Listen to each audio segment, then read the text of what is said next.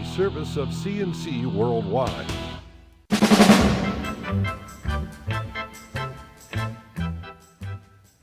CNC Podcasts are a service of CNC News.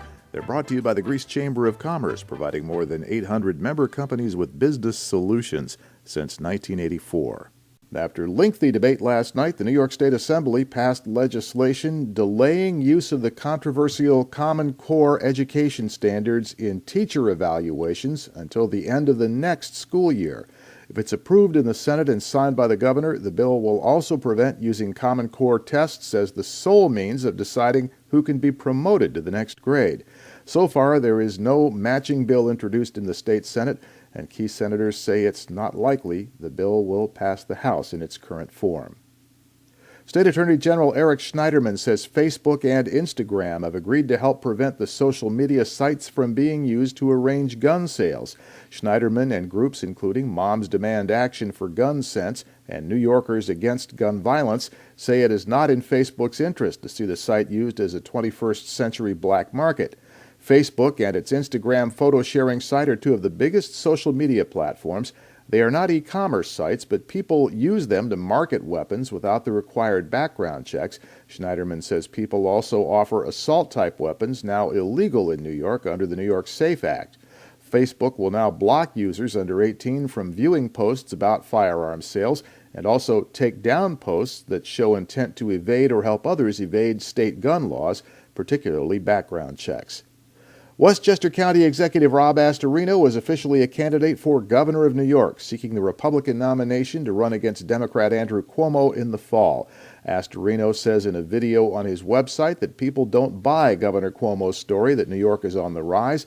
He says they're leaving the state in droves to get away from high taxes, corrupt government, and the worst business climate in the country.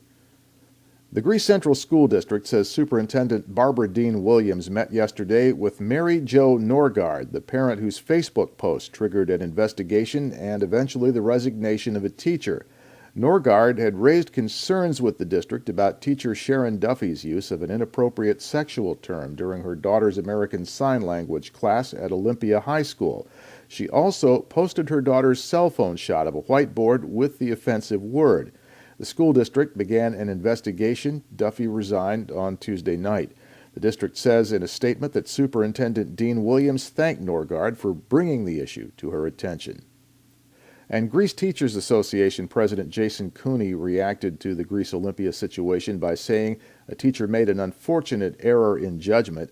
Cooney says the GTA was aware of the issue and worked together with the teacher and the school administration to get it resolved quickly and fairly. He calls it an isolated incident. This has not been a good winter for dealers in major commercial goods unless you sell cars or trucks.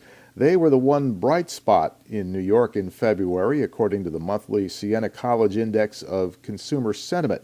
Poll director Doug Lundstrom says the rest of the consumer pipeline appears to have been frozen by the cold weather. New York consumers have put on hold purchases of consumer electronics, furniture, home improvements, and homes themselves. The only thing that went up was plans to buy a car or a truck. The Rochester Institute of Technology is launching a new school of health and nutrition backed by a family closely linked to nutrition, the Wegmans. The Wegmans School of Health and Nutrition is being founded with a $6 million gift from the Wegman Family Charitable Foundation. It will teach the connections between nutrition, exercise, and behavior and healthy lifestyles. The new school will be part of RIT's College of Health Sciences and Technology.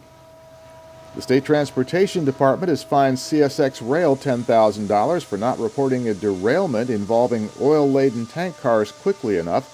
CSX had two derailments the last week of February involving tank cars, one in the Hudson Valley and one in a yard outside Albany. The state says CSX didn't report the Albany area accident within an hour as required by New York law.